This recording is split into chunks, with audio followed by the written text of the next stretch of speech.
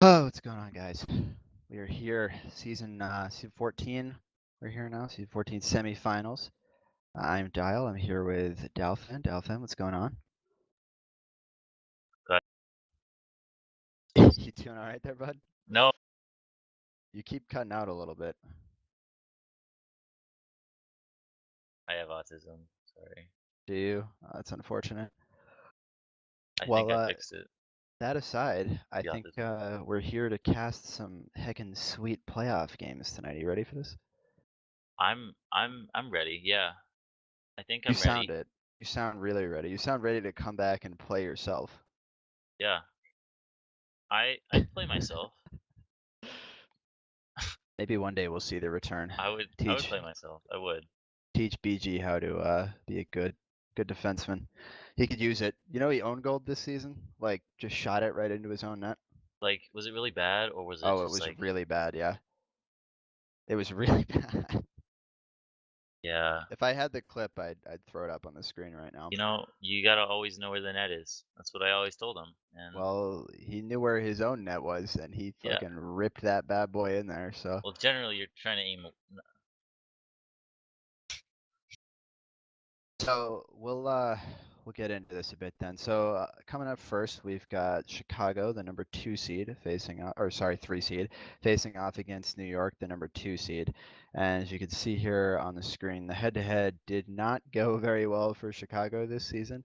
Not an entirely one-sided affair, but obviously the most recent game being a mercy does lead to some questions there with how strong Chicago is going to come into this, or with how much confidence. But yeah, New York taking the first game 1-0, second game 5-2, the third game 4-3 in overtime, and the fourth game in a mercy. So New York holds the head-to-head there 4-0 or 3-1-0-0 with a plus 11 goal differential. So that is pretty sizable. You can see here in the head-to-head stats for the series too. Chicago only averaging 1.25 goals a game is not pretty. They're going to need a little bit more than that, especially when they're giving up 4 goals a game to New York on the other side of the coin. And it really manifests well in the shots too. I mean, Chicago limiting New York to only 7.75 shots a game. That's really actually not bad. That's probably a little better than average. But they're only getting 5.25 shots a game for themselves, and it's really hard to win games consistently when you're playing like that. And it's You going to could be see even harder considering the fact that Drag, their top scorer in the series, is going to be out for this opening two exactly. games. Yep, So Drag, the only player that's really played well in this series. I think Crab only had 2 points in the 4 games that he played against New York, both of those being assists. So Crab has not yet scored against Meats Hill this season. Drag definitely found some success, getting 5 points in 2 games, 3 goals. BG had some success as well, albeit a little more limited from a defenseman role anyway. But definitely also had some struggles in net too, with Goose only achieving about a 52% save rate in 3 games. The fourth game was played by T-Lors, who had a 33% save rate, so not really a whole lot better. So goaltending definitely been a big problem for them in this series, but it seems like finding offense as well. Really struggling to get pucks in the net, and as you brought up there, Drag, who wound up leading this team in points this season, and also leading the team in goals, not being here for games 1 and 2 tonight. I think he's on a date actually, so maybe we can give him some crap for that. But obviously does not bode well for Chicago. But that said, on the flip side here, New York coming in a little messy. Maybe you can tell us a little more about that, Delph. yeah, well, quick, just about the amount of times that I've played HQM instead of a date. It's too many, and I would not recommend it. So let that be known. Never pass up a date for HQM. Um, but New York, obviously, like we talked about, has yet to beat Chicago. Sorry, Chicago has yet to beat New York. Um, and so it, it's just gonna be for New York. It's about just maintaining what they've been doing throughout the season, and continuing on what is an incredible 15 game winning streak. Um, Yeah, they sort and of lost it a bit at the end there, where they They've started the season 0-3. They go on this crazy 15-game winning streak, setting the record by like 6 wins or something crazy like that. Yeah. And then they come into the final 2 games of the season and they lose to two teams that are much lower than them on the or sorry, one of them was Calgary. Then they lose to Vegas, and that Vegas game was what actually allowed Vegas to get into the playoffs, and we'll get into that a little more later. But they really didn't look too sharp in that game. And from what I've been hearing, the confidence on New York's a little bit shaken as a result of those 2 losses. So they're not coming in on their best foot right now. And I mean, there is something to be said for kind of knowing that you've solidified your spot in the playoffs and recognizing that you don't need these wins as much as possible. You're not practicing at the same um, just competitive, you're not quite there just because you know you don't need to be. And those other teams, they're playing for their lives, and they're playing for their playoff lives. Their season's over if they lose this game, for Vegas for example. And so it's understandable for them to drop a game here and there at the end.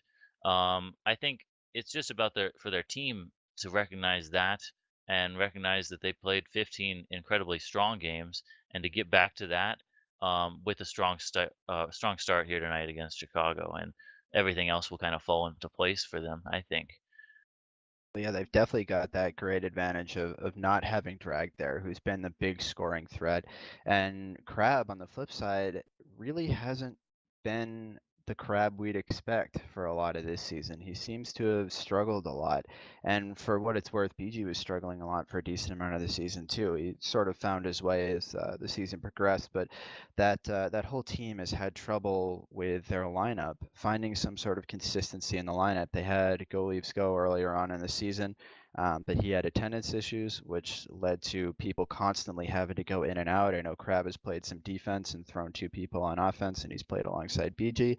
They had a few games where BG wasn't going to be there.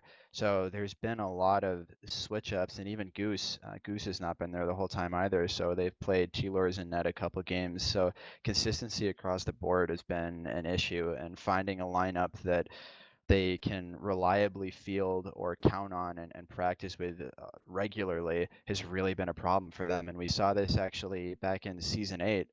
Same deal with Crab GMing Chicago. A lot of attendance issues during the regular season. They made it into the playoffs. They had a decent team on paper, but the team had just not played enough together, and they just really weren't ready for the level of chemistry and coordination on the other side, and ended up getting swept.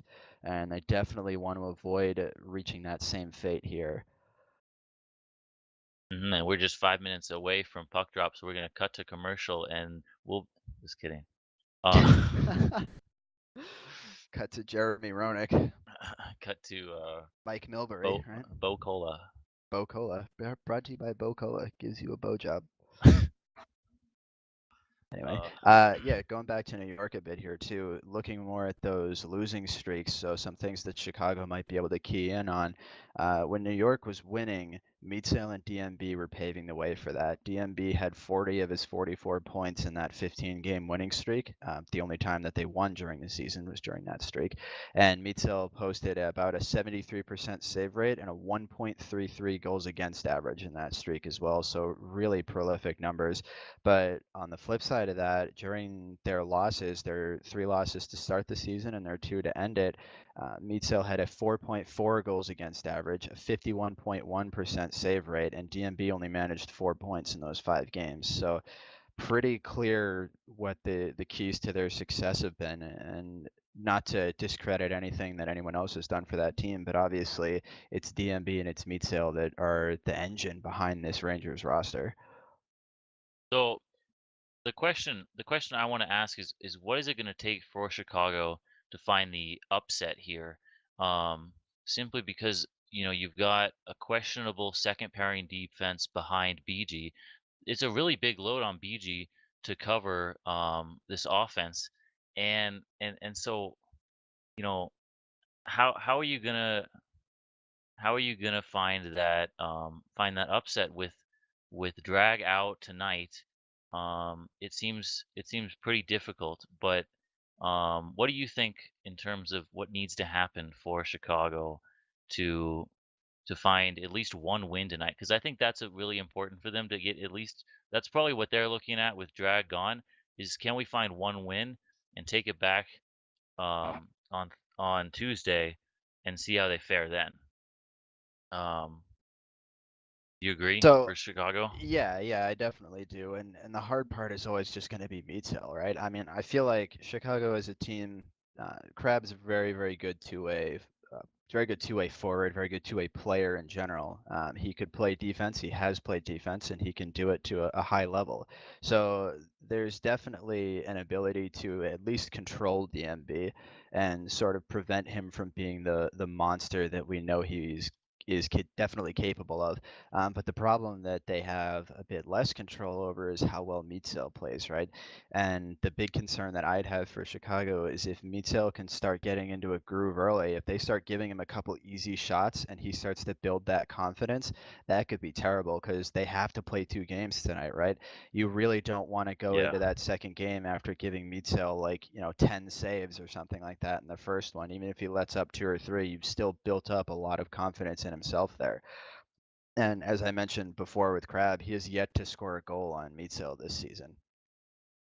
Yeah, that is Uh, worrisome, and Meatsail's always been that very not temperamental, but momentum-based goaltender, and you can really rock him if you score a couple goals that tilt him.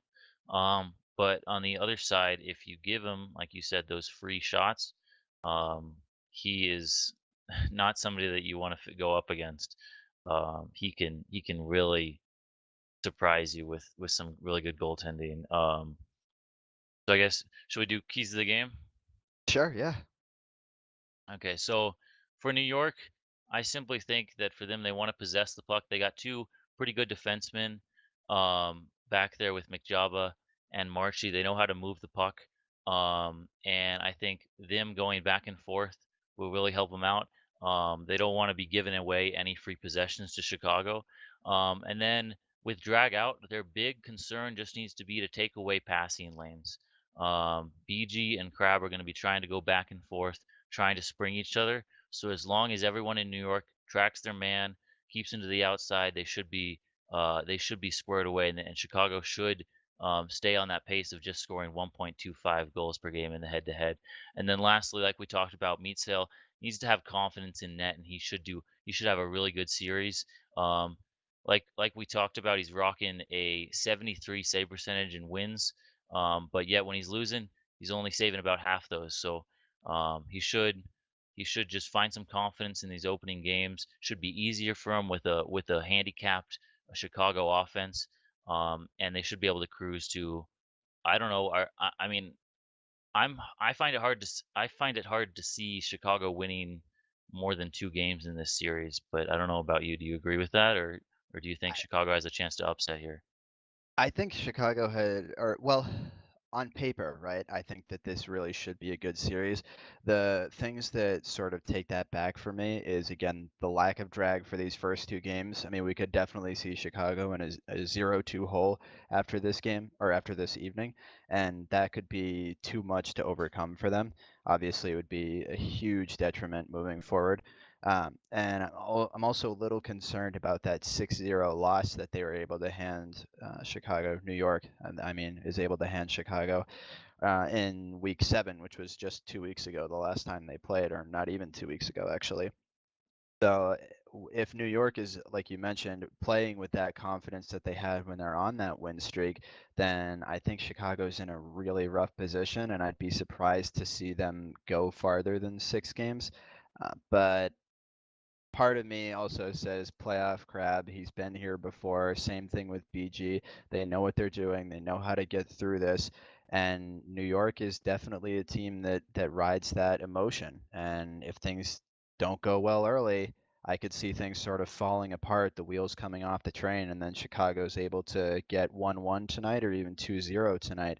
And if that happens, especially if Chicago is at least able to get one win tonight, I think we could wind up seeing it go to a 7 game series if they're able to sort of find their footing early. Yeah, absolutely. I do. I That is fair to say. And so on the other side, keys for Chicago, I think for them they need to come out to a really strong start and surprise. They are the underdog here.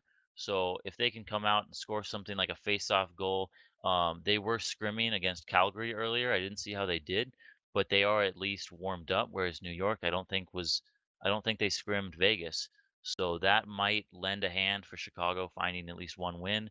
Um, so they come out with a strong start, they'll have a good chance, and as well they need to play from the net out. Um, they've Looking at the head-to-head matchups, the 1-0 was the only game and the 4-3 in which they really had a chance. If this becomes a high-scoring affair without drag, there's no way that they're going to be able to keep that pace. So they need to keep it really low and play from their net out, give their goaltender a chance to find his footing, as well as limit breakaways. They've been having a really hard time um, keeping those forwards out from behind them. So as long as like we talked about, it's kind of plays into the same thing. Play from the net out, limit breakaways, and slow and steady pace. So just keep it defensive. You might be able to steal a 2-1, 1-0 game, but they won't be able to score 6 goals and win a 6-5 game. So that's what they really need to do and focus on is just keeping the game slow, and kind of frustrate New York a little bit. And they should be able to find the split tonight and then maybe a 2-0 tomorrow with drag back. And we'll see if they're able to do that. I think we got the teams joining the server now, it looks like. So we should be getting underway here shortly. It's 7:33. So there is 2 minutes, I think they have until the game officially starts. So it looks like this warm-up clock is just about correct. And for those who aren't aware, we will be doing an adjusted schedule in the playoffs. So there's an extra 5 minutes between every game. So instead of it being 7:30, 7:50, 8:10, and then what would normally be 8:30, we're going to see 7:30, 7:55, 8:20, and 8:45. So that extra 5 minutes is there to give the teams a little bit more of a break between games where normally you don't have to play two back-to-back games, especially against the same team right after each other. I know something that Delph, you and I definitely made use of in the past, where, especially if you're coming off a loss too, sometimes it's good to take a minute and take a step back, look at what didn't go well for you, and you actually have time to do that here in the playoffs as opposed to the regular season where this situation doesn't really occur. Yeah, absolutely. That's vital, especially in nowadays when you're not allowed to have timeouts.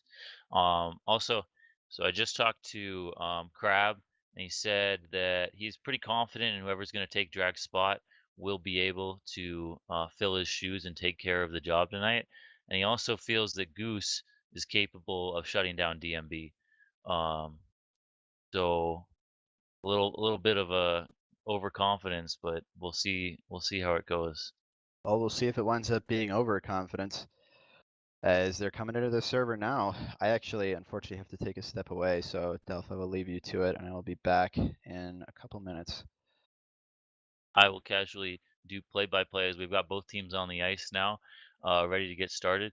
Hopefully, Dial set everything up in terms of camera-wise, but our shot tracker might be off, but that's okay. I'll keep track myself as well. We got a face-off here. DMB going up against Crab in net in this face-off dot, which is I don't know, different for me when I played with Crab usually, but nonetheless, the puck will go back in deep. Meatcell tries to grab it but can't.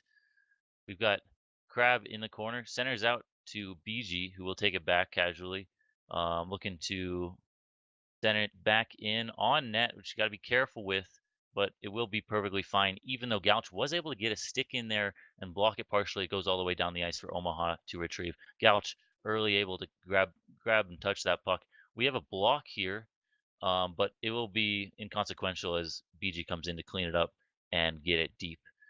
Crab looking to center, finds the center, but blocked away there by McJaba, and then sent down all the way to Doodle Bob, who sends back to Jabba. You got a 3-on-1 here. He's got DMB across, but he just kind of fluffs the shot into the glass. Dick McButts is able to sneak in there and steal this puck. He's going to send it across off the post, off a redirection off of I believe BG's stick, but Omaha now is going the other way, looking for a long shot. Instead, actually passes it to Crab, who grabs possession, a center, but immediately blocked by the strong defense of New York. In the corner now, sent back. Omaha looking to snatch this one and maybe steal a shot, but nothing going there as Actually, the rebound does come out for Crab, but Marchie will collect this in the corner. No one to pass to except for a harder cross, so he goes there. Jabba now looking to send it up. New York still with possession, a potential receive, but sends it too far, and so Omaha will gladly pounce on that. Omaha looking good so far in this opening, as he just kind of dangles around the F1, and now he's going to send it down for BG, who will be happy to take this puck and maybe steal a long shot. Sends it down as Crab is looking there, but unfortunately threads right through his feet. Now he's got Gouch. Actually, he goes back to Omaha. Omaha wide open on the right point, takes a shot, but it's just too high. Marchie now in the corner, looking to find something, springing, springing Dick McButts, but it's just over his stick. He dekes out one. Now he's got a centering option, but it's just going to go around to Marchie, who's got the point shot, takes it, and he scores. That one just goes straight through the legs of Goose, and that one is one that he's going to want to have back as it just goes 5-hole on him. But Chicago will look to rebound. Great goal, as well as DMB look happy to work that back to the point and just box out, and they get the first goal in this one. New York now looking to attack even more and solidify their advantage so far in this series, going back and forth. DMB now he's back skating, so he has to pass this one up to Java. Java can't handle it, but maybe Marchie can. Goes down into the corner, and BG will take this one. Lacrosse goes through Crab, and that one will go down for icing. Java will collect it, and he's got maybe a spring pass up the same boards. He takes it, but a little bit of miscommunication as Doodlebob went to the center instead. Unfortunate for New York. BG rims this one, and DMB actually might intercept, but unfortunately it doesn't quite happen. Crab now gets bodied on a big hit, and DMB will attack, sends it just off the far post, or wide of the far post. That is DMB. Good passing play. Looking to deke, looking to slide one in, but a little bit too far for him. This one will go back down in New York's control. Sends it back up. BG sends a long shot, but it's wide. Collected there in behind the net, but he's got one forechecker to beat. He just sends it down where he's got DMB cheating a little bit, trying to back skate. Looks like me and Pubs, but that one's going to go into the corner, and Omaha will take care of it. But it is going over Gouch's head, and this will be another shot. Marchie sends that one over the net. Now we have it in the corner, going back up, just working your points. Sends this one into the slot, but nothing doing there as BG happily clears that one down the ice. But unfortunately, Chicago hasn't been able to really to get a lot going. Not a lot of shot attempts. They've been pinned in their own zone, and now New York is coming at them again. New York coming up. They're going to take a long shot unless this one just B finds space somehow, but again sends it in deep. And Chicago really needs to find their footing in this period. They're going to go up the same boards to Crab. That's a really good option, but again, shut down immediately by this D pairing McJaba and Marchie. They're looking really sound right now, and they've got the puck. Sends it up. Going to be in the corner, and he's got DMB in the middle. Sends it back to Marchie accidentally. He's going to stop it there, but make sure to get it deep, which is really vital because that one really could have bounced the wrong way really quickly. But just 10 seconds left in this period. You got Crab on the same boards. He is able to control this one, and he has time for a shot, but does he have the lane? He takes it and easily saved by Meatsale. I believe maybe one of his first or second saves of the period. So New York takes the early lead. Chicago needs to find their footing in this game. But they survived. They weathered the storm from New York. They came out really strong, and they're only down one, so completely within striking distance. And it's not too far really out of their reach so far. BG and Crab can easily come back from this. One's going to be sent in deep, and it should go around for Crab to contest. But he gets bodied by the goaltender, Meatsail. Really active involvement so far. And now we've got a 2-on-1. He's got DMB, but instead they just a body, and he's going to easily score that one. Really great attempt from Goose to come out and front that shot, but he just gets it over his blocker. And that one is going to make it 2-0. Not the start that Chicago wanted into this period. Definitely a great pass there by Java to spring Doodle Bob, which is Canoodle, for those of you who might not know. He's, I think, alternating with Tall, or has been alternating with Tall for that secondary forward spot next to DMB after they traded away Kill Pestle earlier on in the season. But Canoodle or Doodle Bob can, whatever name you'd like to refer to him as, seems to have earned that position here over the past couple games of the season as he really had some strong showings against a variety of different teams, actually. Yeah, and I think it was really vital, selfless play from DMB to take that D end very strongly and give him the full lane to go down and score. In the corner now, Omaha looking to jumpstart this offense. He's going to send it around for BG, and that's who you want breaking out the puck if you got that option.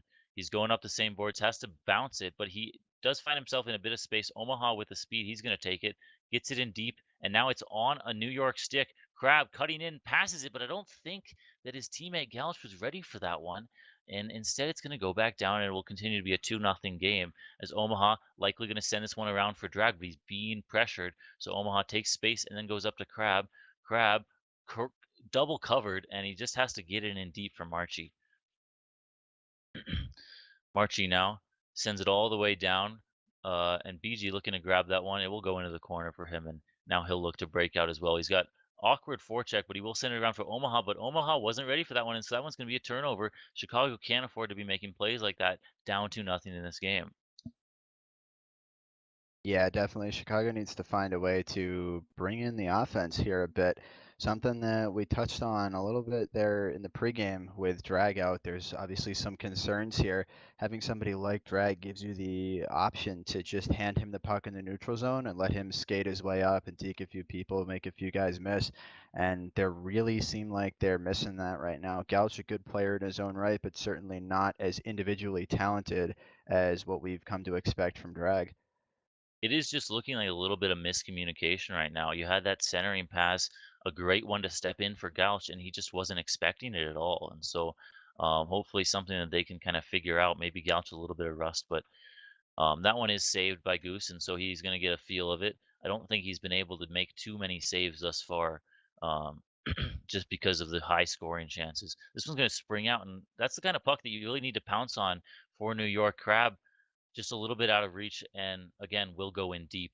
And I think New York has dumped this puck a lot, and so for a guy like BG should be thriving right now, ready to send pucks like this up, but boxing out and taking care of their man is Marchie and McJaba. Not a lot of pass options, not a lot of streak options, and um, New York is just countering so well right now. You definitely got to give Jabba and Marchi the credit. I mean, even with a starter out here for Chicago, definitely causing some issues. Marchi and Jabba have done a great job of locking it down and making sure that, especially BG and Crab, that connection, unable to find a whole lot, and that may have been the best opportunity for them or of the night for them so far.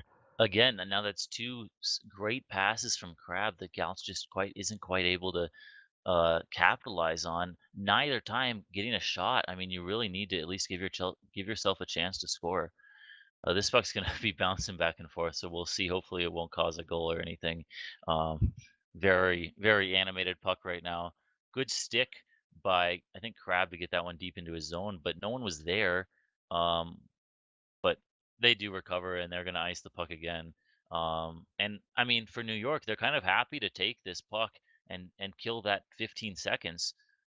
They have the lead right now. All they need to do is just close out this game.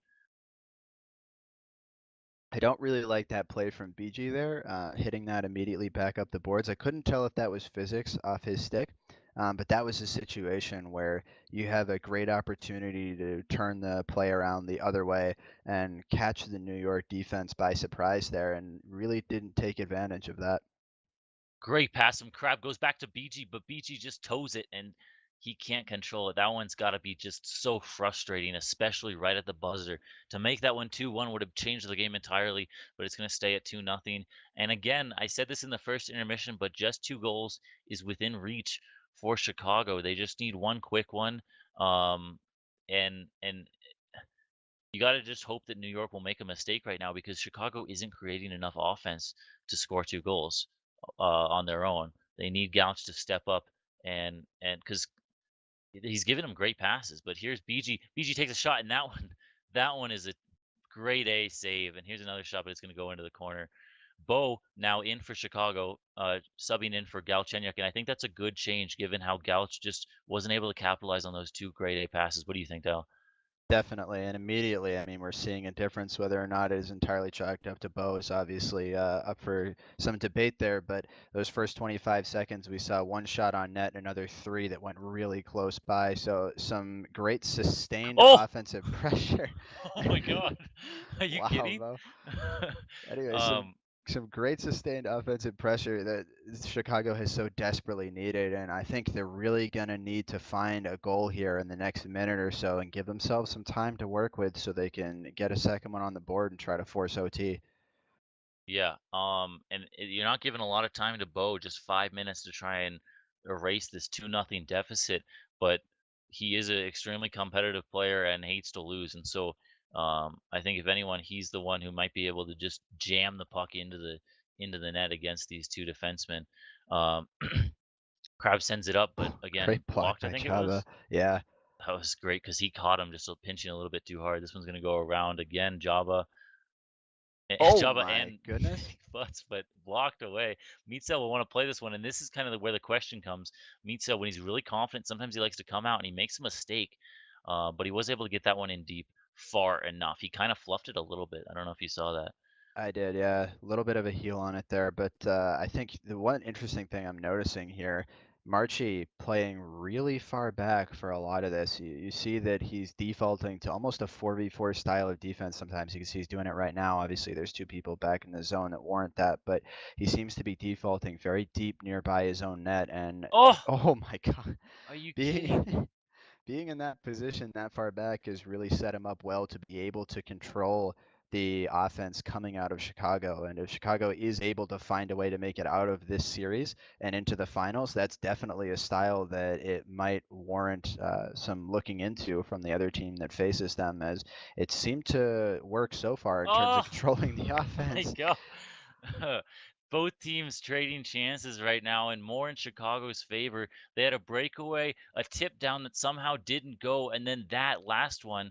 And that one is actually going to trickle across the line and get cleared out. How? Omaha again shovels it towards the net, but once again blocked out, and it's going to go up the same boards. Omaha gets positioned on Dick and Butts. He's going to take a shot, but it goes into the corner. They will maintain possession here. They need to find something on this possession, maybe. It's going to go centered up the ice, taken care of, and then that one will get in deep.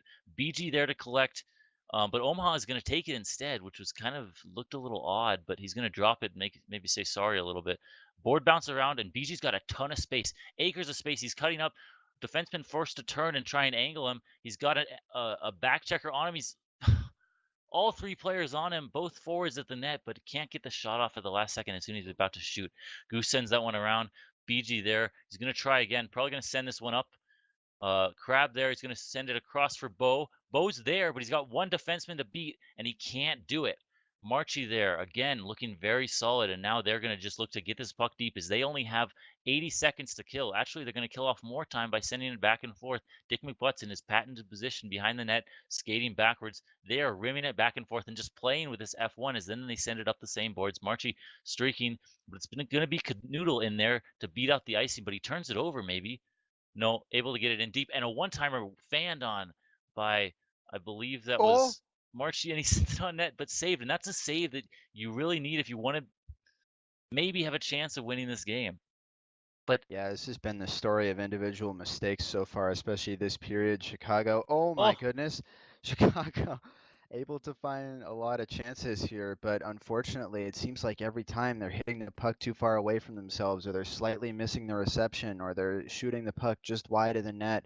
And even when they get the puck on, it's getting blocked here by these New York defensemen. So got to be a very frustrating game for them, and you really hope that this is something that they're able to overcome here in game two, as with less than 20 seconds to go now, this game looks to be all but over. centered, but great stick by Meatstill. I think that was coming out of his net to take care of that. They really came alive in the third period, Chicago that is, but they weren't able to find the back of the net once. And very frustrating game for Chicago. You got to say, third period they were the better team, but not enough of the better team to tie the game and force overtime. And so New York's going to take the 1-0 series advantage. And the interesting thing to see here was the lack of shots on net. And I understand, there are a lot of blocks from both sides, so you have to give a lot of credit there. But our shot counter counted 4 and 5 shots respectively for New York and Chicago, and I don't know if it was even that many uh, for each team. Really, it felt like there was only three, maybe 4 on net for Chicago, and then for New York, same thing. I think they might have gotten that fourth one in the end there, but very, very low shot game as opposed to what we're used to here between these teams, where they combined for between 13 and 14 shots a game between both teams. And here we're looking at 8 or 9. I mean, that's a huge difference. And how much of that do you chalk up to the playoffs? How much of that do you chalk up to the extra, not motivation, I guess, but anticipation or anxiety that comes with the intensity of these games? Yeah, I mean, that felt like almost a cold war of just sending it back and forth and waiting for other teams to make mistakes. Not a lot of neutral zone receives, and just defensemen always being on top of their guy. So not a lot of space for either team, and a lot of the times that they did have chances to put pucks on net, they waited too long. And then really to go back to the first goal of the game, if that goal doesn't happen, it's 0-0 going into the second, and it's a 1-0 game. I don't know. I mean, obviously, Chicago didn't score at all, so they would have lost regardless. But I feel like if that flutter from the point hadn't gone in, maybe we could have seen a different game. Maybe a 0-0 OT. I'm not sure, but um, I The mean, loss of drag definitely hurts. Definitely yeah. hurts. Because I you can mean, say without a doubt, Drag would have happily stepped into that one that came out for Krabs going down the wing, and he drops it to Gouch stepping into it, and he just isn't. He's turning away from it because he's not expecting that kind of a play. Um, and nothing against Gouch, but it's coming into that not expecting what not being able to expect from what your teammates are capable of, what that team tends to do. Whereas Drag absolutely, I think, would have scored that one or at least gotten a great chance. And so, and without Drag, they don't really have that many players who can receive in the neutral zone. Crab can receive, then he's looking to dish it off to somebody. It's just a story of a playmaker without a scorer. yeah, and that's something that's been a problem for Crab all season long. I mean, he didn't have drag for the entire season, but even when he did, they weren't really clicking as well as you might expect. Crab was operating at about 1.5 points per game with drag and 1.5 points per game without drag. So there really wasn't a significant improvement before or after. But that said, drag highest shots per game on the team. So that's something that you really miss right about now when you're only getting like 3, 4, 5 on net, especially against a good goaltender. You really need to generate more to be able to break him and get through there. And sometimes all it takes is one to open up the floodgates. And he scored 60% of their goals in this series during the regular season. Yeah, So and missing that is it's just a and that was lot to only overcome. that was only in 2 games. Yeah, He didn't play in the other 2 games, so yeah, and I they mean they got really, they got shut out twice. So yeah. Um, and what a game from Meat Sale. I know you said he only had 5 saves, but really battled, kept those pucks out. There were a few that really made you wonder. But it looks like they're going to continue with Bo, give him a full game. That third period was really strong. Um, Omaha, I think, can step up a little bit. There were a few times where he just wasn't quite quick enough, wasn't quite pointed enough with what he was trying to do. I think he's capable of more, and I think, honestly, I think Chicago can find a way to win this game here. They've got a really good chance. Build off that third period and come out strong here. Um, as long as they stay strong defensively, need a better game from Goose, and you've got a 50-50 really good chance here for Chicago. Goose showed Uh, a couple good saves at the end of last game, so I think that does bode well for them moving into this one. But I think, you mentioned playing well defensively. I think they played reasonably well defensively as a team, but I think they were trying a bit too hard to be defensive, and they weren't putting themselves in an aggressive enough position ever to generate offense off of things like turnovers or off of recollecting possession in their own zone. And that was definitely a problem for them because, like we said earlier, right, they don't have somebody who can just create openings by himself, deking around people. Well, they have looked really strong so far. Bo and Crab working back and forth. There's the play again, but that one was soaked up by the back checking Dick McButts, I believe. Um, DMB sends this up to Canoodle. Canoodle trying to receive, but he's just going to let it go into the corner and forecheck instead. Omaha goes up same boards, finds Crab, but goes over, flutters over his stick, and now back again. Either BG looks like BG will come in there. He's got Crab streaking, but he has to turn around to grab it, and again stapled down there is Crab from McJaba, and they have looked very strong, double covering these two forwards. Oh, And that one is actually going to flutter off the post. I think Goose tracked that one all the way and kind of realized that generally you kind of can tell when they're going wide, even though he did swing at it because you're curious if it might go in, but um, hit the outside of the post. So we'll we'll give him the excuse. Crab's got Bo across trying to find him, but again, just shutting them down. But now we got a 2-on-1, but it's out of Omaha's reach, but he gets a stick on it.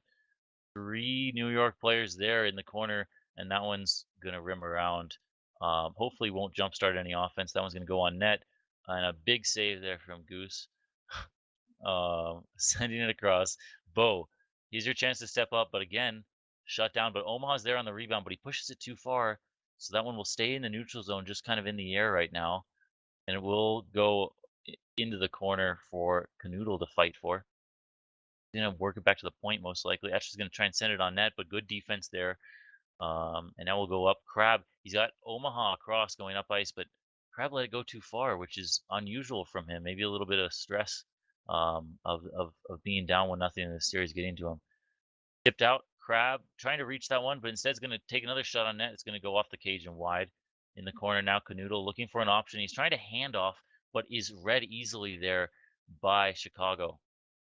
that's a situation right there. You saw Omaha trying to walk the puck through a crowd. That's the situation where you miss somebody like Drag, who is able to get through those odd man scenarios where he's got But to here's get around Bo a guy or two. taking a backhand shot. He's gonna miss it wide. Great pass was that Crab sending it up to Bo, and Bo finds himself so open but can't put it back in. Just whiffed on it. I hit the wrong part of his blade, and so he doesn't score. The Instead, lack of just practice there. That's really what that is. I mean, yeah. Bo does not play the game anywhere near as much as he used to. He's not a starter for this team usually. Notice he wasn't the first guy they went to, even when Drag was gone. They went to Gouch first. So, sort of showing the reason why that was the case there. A bit of a puck off the cage there. Bounces kind of funny, but this might start the offense. Oh my god! Again, Marchi and McJob are looking so strong. Just stepping up on guys and making sure they're getting their stick on every puck to shut anything down. Even the cross ice passes, they're double covering the puck carrier and blocking out entirely. But I gotta say, very strong period from Chicago. They're getting chances. They just need to find a way to capitalize here. And here's Omaha on the point. Again, it's hard to have that as your right D because it's such a dull shot, but that was a good chance. But going back across for Crab, I think that hit the crossbar actually there. did it really? I think so. I didn't realize that. I thought it was just a full block. That's why I didn't really. I couldn't But I couldn't see it was going through that quickly, so I thought it was the crossbar, but somebody, I mean, you it may was be a correct. I gotta. barrage of sticks and deflections. Just 40 seconds here. BG looking to find that breakout pass. He's eyes Bo, and Bo makes a fabulous receive, but can't make the move on, I believe that was Marchi. Now BG again. They're getting a lot of chances to attack here. And now he's eyeing a long shot. It looks like maybe sends it on. It's on net, and Oh, steps up, Meatsail makes the save in front of a tip attempt from Crab, I I think. think it was Bo in front Oh, there. I really? I can't tell if he got a piece of that or not. If he did, he really didn't change the trajectory of it very much at all. So you got to give Meatsy all the props on that read. That Oh is my a huge goodness. block because both Chicago forwards are at the net front ready to tip and get a rebound. And all of New York was stuck at the blue line. No one really covering the net chance. And so to get up and block that is, I don't know, maybe it wasn't as That That was illegal though. So I what's think the that question that there? looked definitely like a macro to me. I don't think that there's ever been punishments for using that in game, but that did look like a macro jump. That was a lot higher than you can jump normally by spamming spacebar after pressing control. So Yeah, they could try to claim that it wasn't all they want, but that is a bona fide macro jump. Oh my goodness. off the So, post for New York, can't capitalize. And now countering the other way, Chicago. oh, hits the Oh, getting off post. the posts. This game stays 0-0, somehow trading posts. Now up the same boards. Dick McButts is open. He's going to back skate, though. Trying to find the center pass. He finds it, but can't put it in, is Canoodle with the Just one-timer. This one's going to go couldn't all the get way in down. position in time. Unfortunately, that's a really tough one. You're trying to get in position, you're spinning to face the guy who's sending you the pass, and sometimes you just really can't stop the spin before the puck gets there. Awkward, unfortunate, but great play by DMB. DMB's got Omaha to beat. He beats him. Now the other defenseman's getting bodied, and DMB's going to have a free shot here, but he's skating towards him. He skates out and hits the post again. They cannot score. Here's the point shot comes in, but it's going to go wide, and now BG, he's got DMB on his tail, so he's going to have to move this. Sends it straight up to Canoodle, but Canoodle whiffs. Now up, and that one's just going to go wide by Bo. A little bit too eager there, as he maybe could have passed that one to Crab. Now on the same boards, Marshy hands off to Java. Java got one to beat. He tries to walk him, which might be a mistake if they can get the body, but Java still has it and he gets it deep. That one was very lucky. I think our shot tracker here has counted some of these posts as shots because it's got New York at 2, and I don't believe we've actually seen a shot on net from New York so far. I For think that matter, I think have we even seen a shot on net from? Oh, we've seen the one from Chicago, right? So I think it should be 1-0 Chicago in shots right now. I'm having a hard time. I'm thinking of the shots from last game, so I can't remember. Yeah, I think most of these attempts from New York have actually been posts, and unfortunately, our shot counter not perfect, getting there, but not perfect. Unfortunately, did count those as shots, so I believe that should be 1-0. So another very low shot game, but not for Oh, a lack of trying this time. but here's Bo able to get it up, and he takes an early shot, but I guess he didn't feel comfortable trying to walk that last defenseman who angled him really strongly. Like Mm, that one's gonna. another post. I mean, those are actually hard because you don't want to touch them because you might end up deflecting them into your own net when you know it's going off the post. So I'll give Goose some credit. That one's going to get whiffed on in the corner. I assume that's DMB. No, actually, that one was actually Canoodle. But Omaha now, Oh, that was a scary whiff right there. yeah, it's going to work out in their favor. That was they spring Bo. Bo can't reach it. Could he Oh have pressed man. control and reached that? He could have, yeah. If he had turned Oh, actually to his right a little bit, he just didn't read it well enough on the mini map. And again, another situation where that we talk about the play we saw earlier where Bo missed the backhand, and then the play we saw just a minute ago where Bo chose not to walk the defenseman and tried to shoot it. All situations where we know what Bo's capable of. We know he's capable of more than that, but looks like danger it's whiff just here, and that the one goes off lack the of same post that has practice. been hit 3 or 4 times That was an now. empty net too.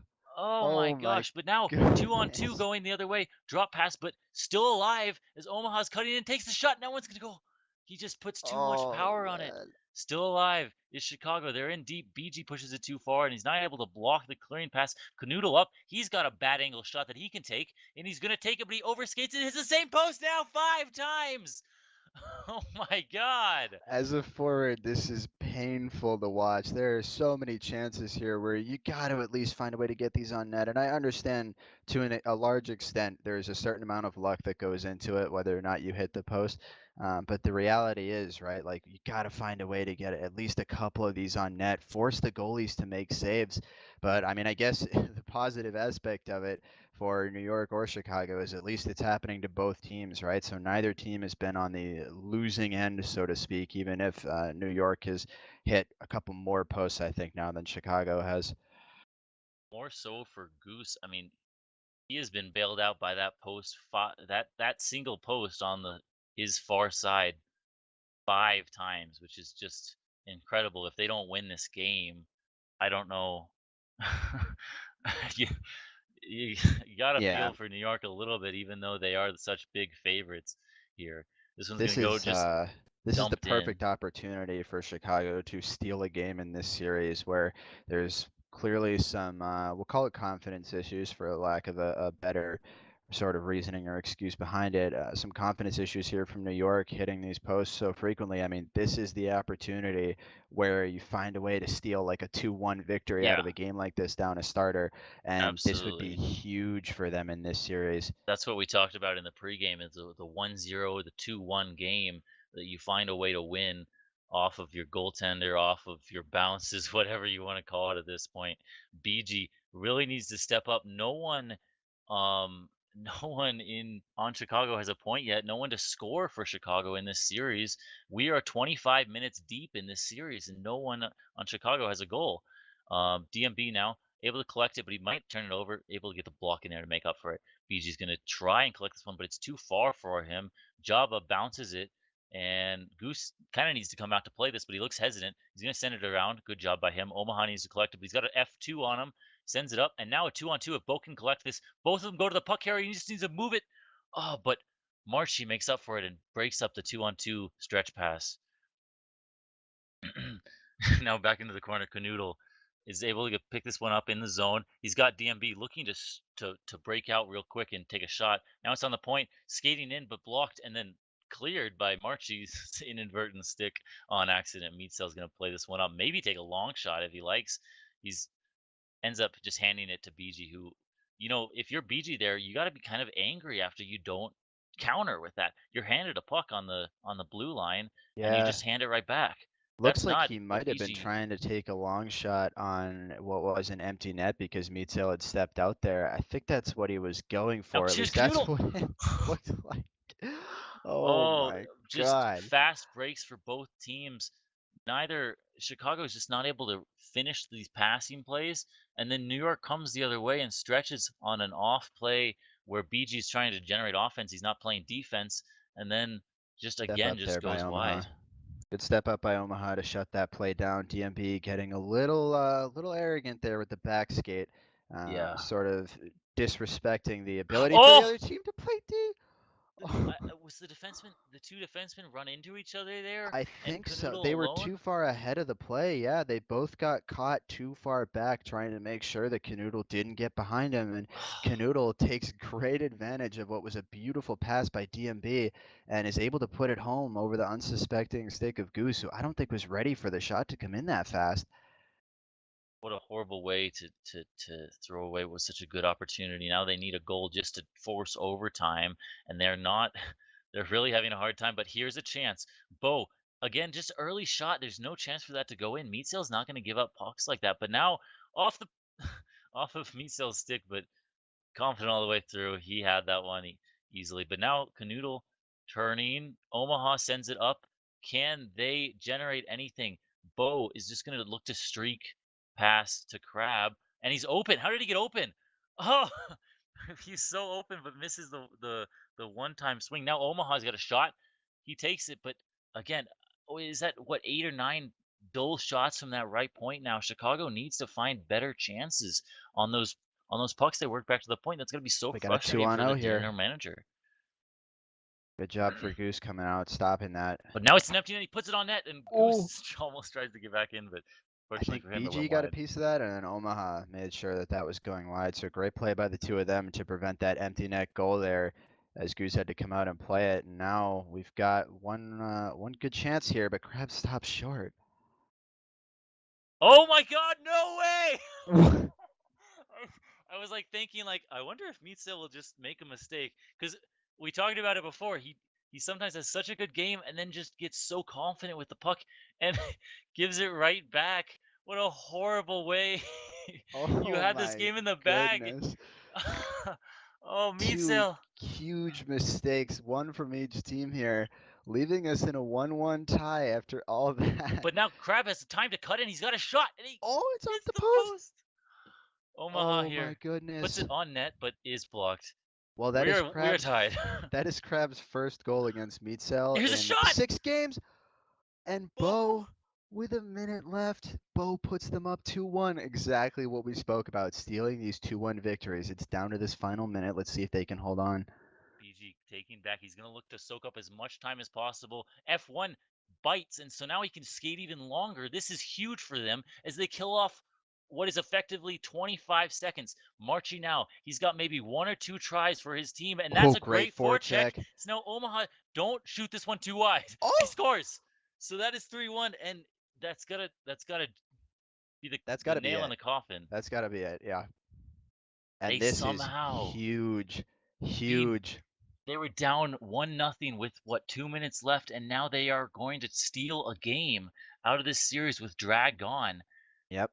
Missing their leading goal scorer, their leading point scorer, their leading shots per game player. Losing all of that, we talked about it several times. Huge, huge thing to try to overcome, especially against a team that was 15-5 in the regular season. No record to scoff at there. And they find a way to take a win out of it. Their first win in 6 games against this team. Yep.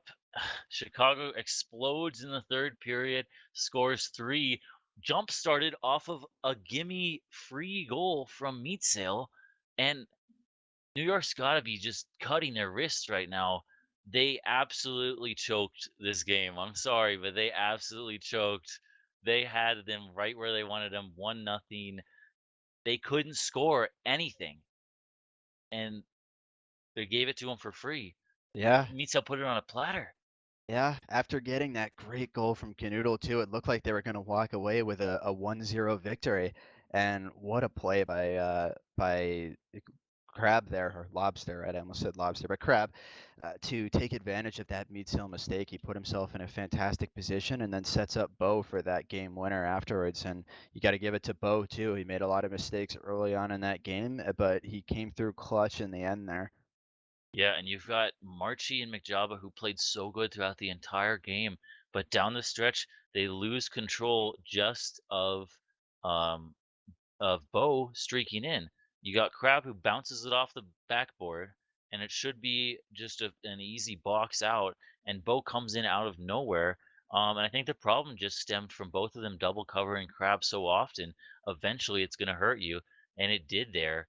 Um, as Bo, for, I mean, I wonder if that was the game plan for them to just be like, don't worry about Gouch, don't worry about Bo, they'll fuck up on their own. We don't need to pressure them. Just make sure that Crab can't do anything. And it worked for about 29 minutes. And at the 29th minute, it fell apart.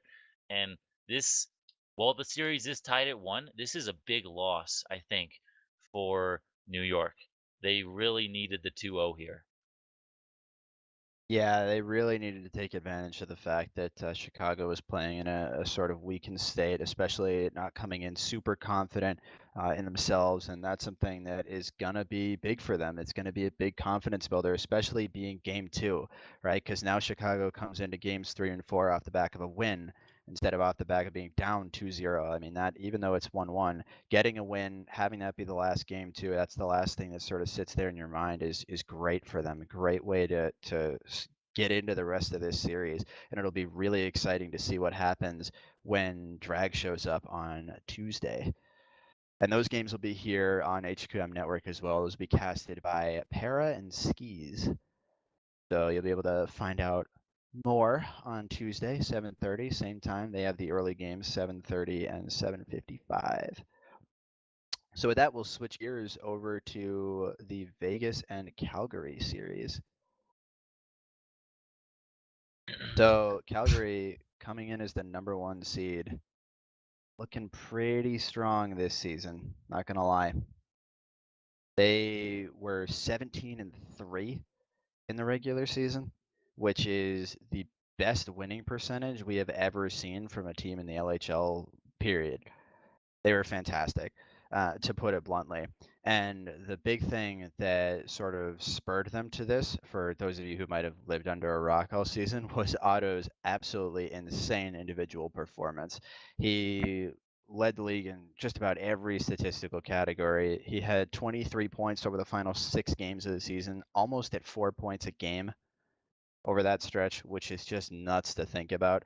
He finished second place in tons of records, including points, goals, points per game, and that was really also aided along by Guy, who finally achieved sort of the breakout season that people have been waiting to see from him, right? We know him as this super, super talented player, but unfortunately, he never really was able to get it going during the regular season for any of these previous seasons. And here we are now, season 14, and he's finally got it down. Or it seems like anyway. So it'll be big to see for him. This is his first playoff run as a starter, sort of what he's capable of doing. And I know you were his GM the first time he had playoff experience back in season 9, right? Yeah. Was that when he just played one game? Yeah, he played one game for you guys, so that was, I mean, his rookie season, but that's the extent of his playoff experience. Oh wow. I guess it's kind of surprising that he never got back there. But I mean, he's kind of got a ghost haunting him from that one game to where he played so well, scored the go-ahead goal, and then forgot to forecheck. And then they come back, Tays and scores a long shot goal, and we ended up losing.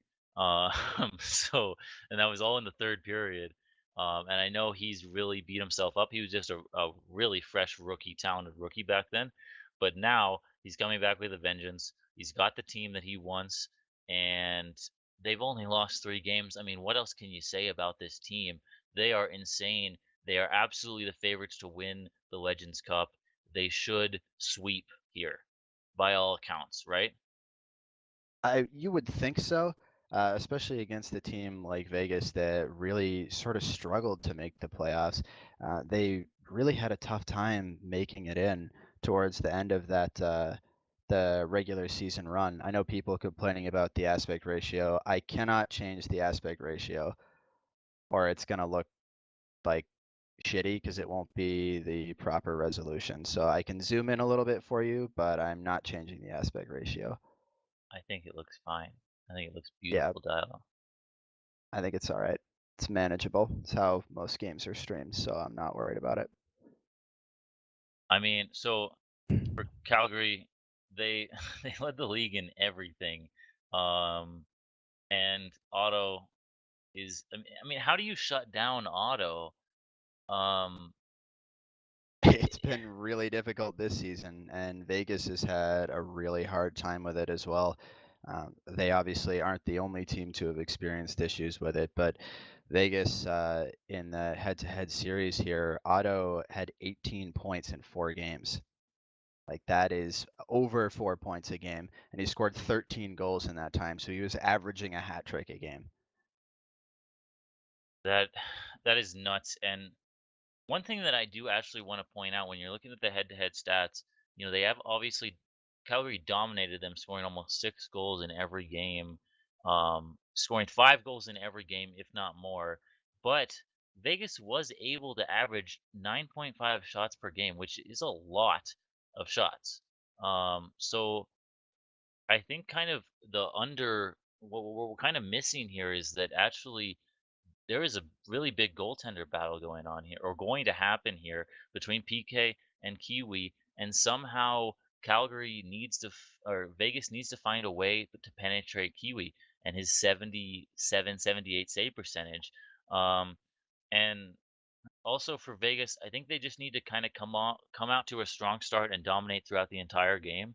To just surprise Calgary and make Otto feel like he needs to score, needs to score, so then he doesn't want to let go of the puck type thing. But it's going to be really difficult. Guy and Otto are a really good tandem. Um, and then They've worked incredibly well together. I mean, it's the one of the best offensive tandems that we've seen in 5v5. I mean, they combined for 133 points, I think, in the regular season or something to that effect. So, I mean, absolutely prolific. And they've been backed up by Kiwi, who really solidified himself this season as, again, one of the best goalies in the league. I mean, he won that award last season. He's looking to do it again this time around too. And specifically in this series, you could see here Kiwi has had, or goal machine broke as he goes by this season, has had a 77.42% save rate in the 3 games he played, which is just insane. Where on the flip side, PK, much harder time facing this team. A lot of high quality scoring chances going the other way. and you can see there's really just a huge difference between the way the goalies have played. But obviously, a lot of that falls on the defense too, right? The quality of chances that are being given up, the number of chances being given up, and you got to see that Vegas allowing 11.25 shots against a game to this team is absolutely insane. I mean, when the league average is usually closer to around 8, giving up another 3 shots a game is just insane, Yeah. just unreasonable. Now, on the Um, plus side, they're still getting 9.5 shots a game, which is great, but they're not getting the goals to follow up, and a lot of that comes from the difference in quality between those 11 shots, a lot of them being breakaways for Calgary, whereas those 9.5 shots for Vegas, they're really fighting tooth and nail to get those. A lot of those coming on long shots from guys like Self-Plug, guys like Taser, and I think we're getting into it now. yeah. So And yeah, I think it's just going to be on Kiwi to be able to front out those long shots. If he doesn't allow any long shots, it's going to be really, really hard for Vegas to find any offense. Um, but we'll see how it goes. PK in net, and Vegas has got their full roster, so um, they've got as good a chance as anybody to beat Calgary here. Self-plug collecting it back, but he actually kind of gives it away. Not the start that you want. Is now he's got a centering pass, but cleared there. Coming back, I think that was his defensive partner Taser coming across to find that block. Now you got Taser. He's trying to get around him, but again, shut down immediately. This forecheck from Calgary is going to be a theme throughout the series, and they are both Otto and Guy are very, very good forecheckers. As that one gets blocked to the corner. Now centered, just absolutely scrambling start for both teams in favor of Calgary, as they were just looking to bite down somewhere, despite Vegas having possession throughout the entire time. That one's gonna go into the corner, but it will be collected by Otto, it looks like, and he's got Taser beat. Now he's looking for the pass, but now he goes for the wrap, and he fooled me too. I thought he was gonna take the pass. That one takes shot up, and it gets cleared down the ice, and Kiwi will come out to play this one. He's gonna give it to Tony, tipped onto the net, but now is that 2 saves, I believe, maybe for PK. He's coming out to a nice start at least, and they were able to definitely survive the storm of what Calgary just brought. definitely one of the X factors there, PK. He's going to need to be huge. He's not going to be available for them later on in this series due to complications with having to work. So he's not going to be available for, I believe, games 4 through 7. He won't be there for. So they're going to have to rely on K-Bomb to come in and play well in relief of him. So they're But definitely giveaway going to here. need Cap's gonna take a shot, but it gets blocked. Sorry. definitely going to need big performances from PK while they have him.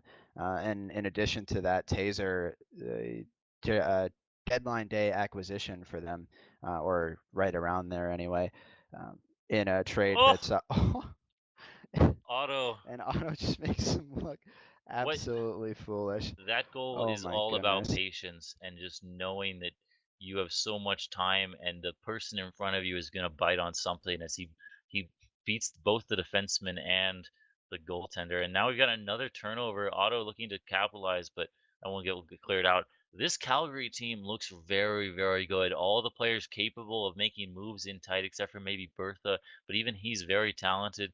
Um, and Otto and Guy, they look so dangerous right now. Yeah, and it's going to be on a Oh, lot of Taze's shoulders, as I was mentioning earlier there, to really find a way to stifle this, especially Otto. They're going to look to him to be able to control Otto 1v1 and limit his ability to impact the game. And of course, Otto winning that battle so far as he's already got a goal here 2.5 minutes into the game.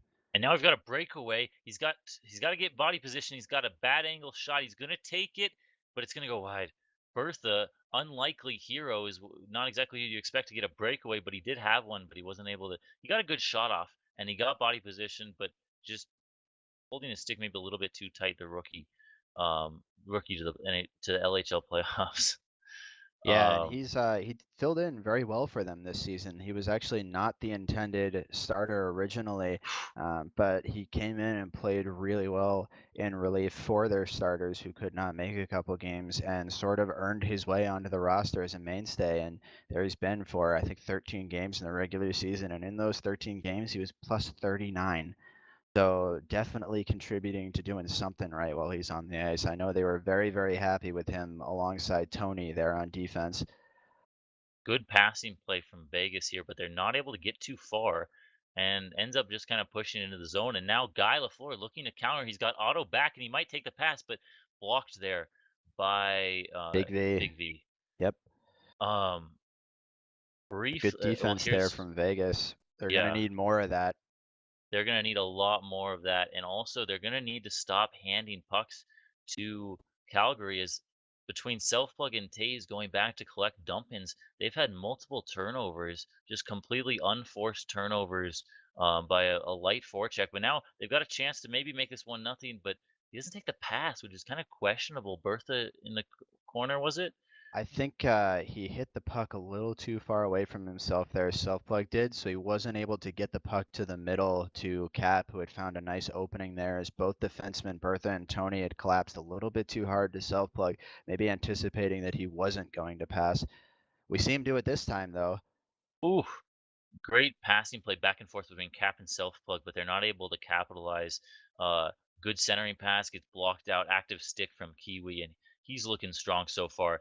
Now you got Taser in the corner. He's going to force a shot on net, and Big V looking to keep this one in, and he doesn't, which might hurt them, but he recovers. And the clock was regardless, so we got. But I mean, for Vegas, you've got a tough enough task ahead of yourself facing Calgary, facing Otto. You can't make it any easier on them by giving them free possessions, and that's really what they did from the get-go. Off the face-off, puck goes back into their zone, and they hand it to them. They finally clear the zone, and then they do it again. Just not the start that you wanted, but again, only 1-0. Nothing's fallen apart so far, and they can definitely capitalize. They've got a lot of big names on their roster. For sure. And Provorov, or Cap, as most of us are used to calling him, I mean, since the trade deadline in those 8 games, he had 20 points in that time and really sort of solidified himself as we see a not so great shot from Otto there. Really solidified himself as a bona fide LHL, uh, not carry forward, but somebody who can produce 2 points per game, which is, that's a lot to ask for of anybody. Very few people can accomplish that over the course of a regular season. And he had a really great stretch there leading into the playoffs. And they're going to rely on him and his ability to make plays with Self-Plug, set Self-Plug up for good opportunities to get them going in this game again. Here comes Otto, late F1. He's able to spring himself a little bit, then sends it up to Bertha. Bertha's going to take a shot, but tremendous block coming across there is Taze, and that's what you need from him. Tony Flo now, he's just going to chip this one deep where Guy LaFleur is. Guy eyeing his passing option, sends it across, but it's just going to be collected in the corner by Otto. He won't have an immediate option, but big stick coming across. I think that was Cap to just slam it down the ice. Now Kiwi sends this one down, and it ends up a shot directed towards the net, but wide as we get a little nod from PK, maybe a little bit displeased with the fact that that one actually could have gone in at all. But now here's the corner looking just fancy as Otto going back and forth, faking the turnaround, and then just goes straight instead. And that one again, it's going to Vegas has slam to off clear the the zone backboard. right Yeah. now. They're getting hemmed in too much here. And here's Otto. He's dangerous even in this corner. And now he cuts in, and was Oh, that saved or I blocked think it by was KS saved by Auto stick? PK. That was saved by PK, I'm pretty sure. He got a stick in there. They're still on the attack as Otto looks for a bop, and the defenseman body him out, but he's still kind of alive in this play, and he's now gonna has a seam to the net. He's taking it. He's gonna cut inside. And Oh, was that the defenseman that comes was back PK again, across? I think. I think Okay, that was PK. He got a stick on there. Otto, he little tracked him bit all the too, way across. yeah, a little bit too quick to pull the trigger there, Otto. It was a fantastic individual effort there to create that chance. You got to give him all the credit in the world, but he actually could have continued to go across the crease and go a Yeah, little bit farther, wait out PK a bit more because, PK can't move standing there in net. Otto's got all the here's Big V momentum. taking a shot and tipped and saved. That was a tip in by Self Plug, and Kiwi finds a stick on it to keep it out. Great goaltending so far. Something that we've come to be used to from Kiwi and definitely from PK as well, who put together a 10 save shutout in the final game of the regular season against New York to actually lock them into that playoff spot. And with how the regular season series went for him, you know that PK is really going to want to be proving himself right now. Big V came across huge with a tremendous grade A chance. and Big V made the block. I don't think PK would have been able to save that one as the Calgary player was cutting across the slot. Very tough to track. Now Big V, aforementioned, sends it across, but it's just going to be too deep, and Bertha will look to collect this one, not make any mistakes with it.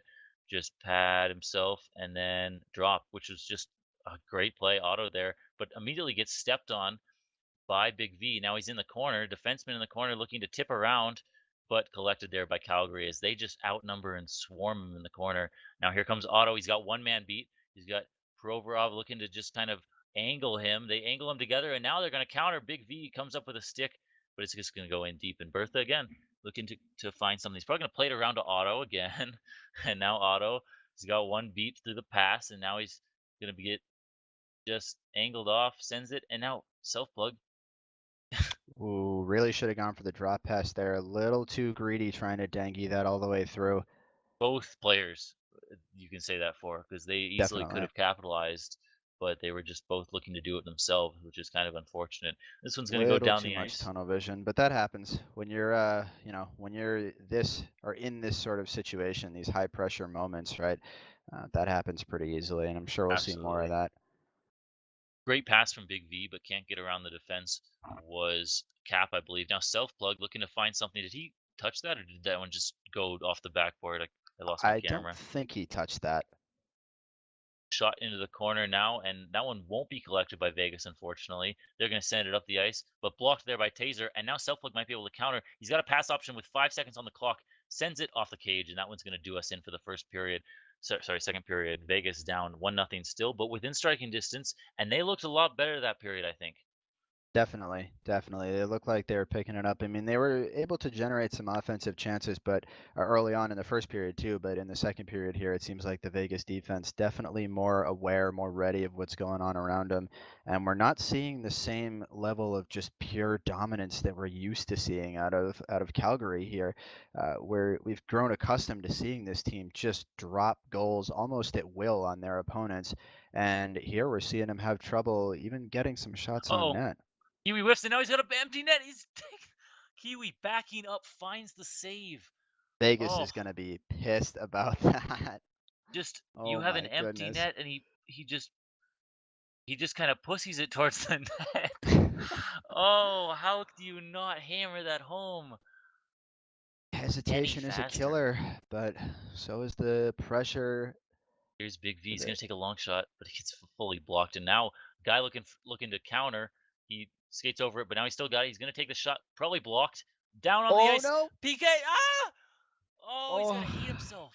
He must be so mad right now to he find swung over the everything. top of it. Yeah. He got so much contact with that puck and just could not clear it off the line. And it just Oh, had enough oomph to go in. Oh, you got to feel for Vegas right now. that is some tilt-worthy stuff, especially after that open net. Weren't able to find the goal there. Kiwi makes a great play, and PK really great read on that, getting the save initially, not getting fooled by that ground shot. Those can be pretty tricky sometimes, and Self-plug turnover unfortunately, here. the puck just squirts its way through. Yeah. Oh, that's a heartbreaker. Berther works it back down, and now he finds it in the slot. Oh my He's goodness. wide open in the slot, and Otto's going to score that one every time. Somebody Just a little bit skated too much through and whiffed space. that. And you've got self-plug in the neutral zone, which is just very bad defensive strategy, generally speaking, if your forwards are in the neutral zone when you don't have possession. So now they're down 3-0. Obviously, they're Yeah. trying to stretch it out, trying to find that quick goal, but that's Well, not going to right help them. there, And I neither mean, is this, as Tony Flo is probably going to put this one up. But oh, PK what a makes the save. save. A great play out of the air afterwards, too. It's going to give him But possession as he grabs that rebound with his hands. just those like two or three mistakes, right? I mean, that empty net, the squirting through there of that puck by PK, and then that mistake Here's in self front plug. He's there going to take a by, shot, and oh, Kiwi, that was again Kiwi being excellent. he But yeah, looks just a couple great right now. mistakes has been the difference for them. I mean, that's the difference between this being a 1-1 game and them being down 3-0. And with only just over 2.5 minutes to go in this game, you really got to wonder how they're going to be able to find their way back into this, especially with how well Kiwi's playing. Yeah, Kiwi has been insane, especially with that tip save he had earlier. And now Calgary looks to get back into their form where they just kind of play with teams and take so much space, bait two guys to them, and then move the puck. And here's a wrap attempt, and Guy Lafleur on his head just goes for the top spin, and he's gonna bury that one as well. And Vegas just will like look to round that, this one up, but we're talking um, about it in the second intermission, how Calgary has not looked like the dominant team we're used to seeing. And then here in this third period, they have just exploded. Tons of chances, getting some great opportunities here, and more importantly, finding ways to put them home. if anything, Vegas' next 2 minutes is just about trying to find a goal, trying to maybe make Kiwi question himself a little bit, and then it's about looking towards the next game because right Yep. now any worse. You don't want it to get any worse. 3-0 was bad enough. Now 4-0, it's kind of frustrating. They got to keep in mind that this was a 1-1 game or 1-0 game and should have been a 1-1 game. But that incredible save from Kiwi, they played a really good game, honestly. Yeah.